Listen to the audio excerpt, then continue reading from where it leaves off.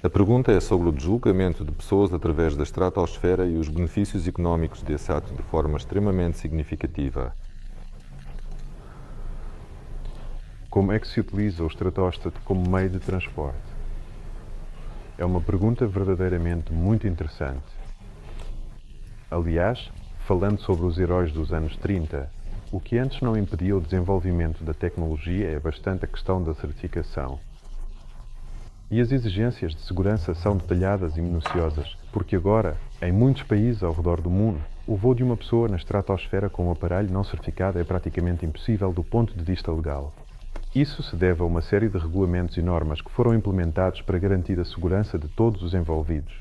Além disso, é uma história muito complicada, cheia de burocracia e procedimentos administrativos complexos que precisam ser seguidos à risca, mas há uma série de países com requisitos mais flexíveis. Muitos deles estão na África, e essa é, de fato, uma área real onde isso é, de fato, possível, onde se pode garantir esse tipo de negócio. Do ponto de vista das pessoas, em grande parte, é geralmente e amplamente visto como turismo. Em primeiro lugar, isso se deve principalmente ao fato de que o ponto de pouso do dispositivo é, claramente, previsível e esperado em termos da trajetória de voo, mas definitivamente há uma variação. Imagine que você está a voar da ISS para a Terra numa cápsula. Parece-me que, em termos de conforto, isso não é muito agradável, embora seja muito interessante.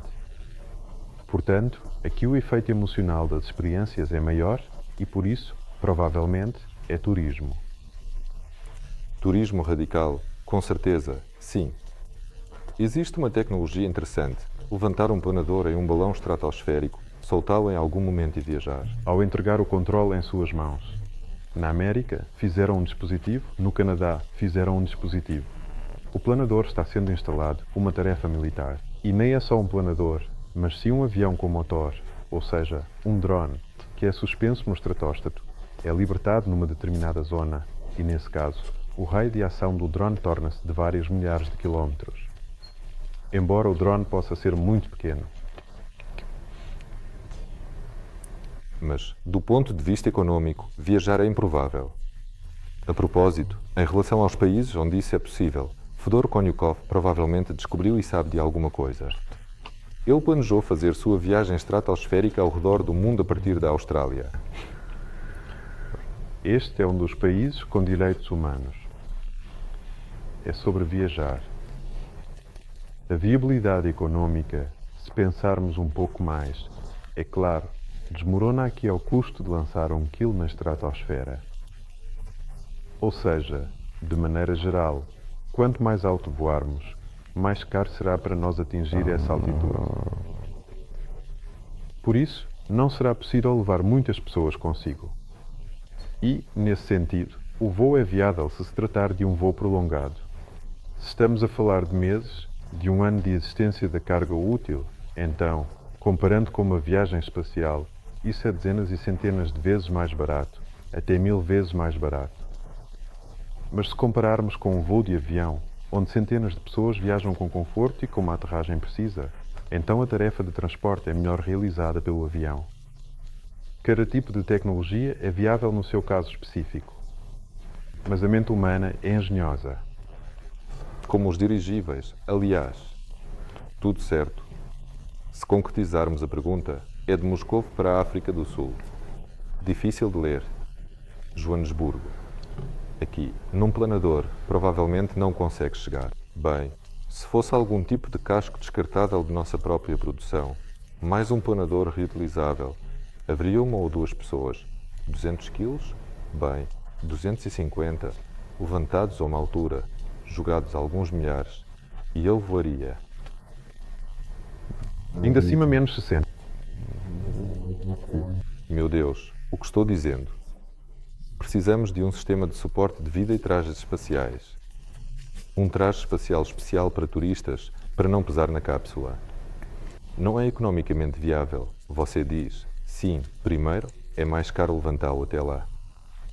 Mas enquanto o modelo económico em que vivemos for assim, de alguma forma, não dá. E se voltarmos à mesma União Soviética, Esses bilhetes de alta, não me lembro bem para onde, 3 rublos de helicóptero, mas não de estratossato. Neste momento, infelizmente, não possuímos a tecnologia avançada necessária, nem uma válvula de drenagem eficaz que pudesse ajudar de forma segura, para garantir que a pressão interna não excedesse a resistência estrutural da cápsula. É uma situação complexa, semelhante a quando lançámos a última vez, onde enfrentámos desafios significativos. Assim, a pressão deve ser cuidadosamente monitorada e controlada para evitar qualquer risco potencial. Sim, mas a questão é que ela deve suportar a pressão calculada. Se de repente estamos a falar da cápsula de lastro ou do gás. Se tivéssemos feito o nosso último voo, houve um lançamento sem a cápsula de lastro. Estamos a falar do facto de que uma parte do gás precisa, sem dúvida, de ser libertada. A cápsula está aberta à atmosfera.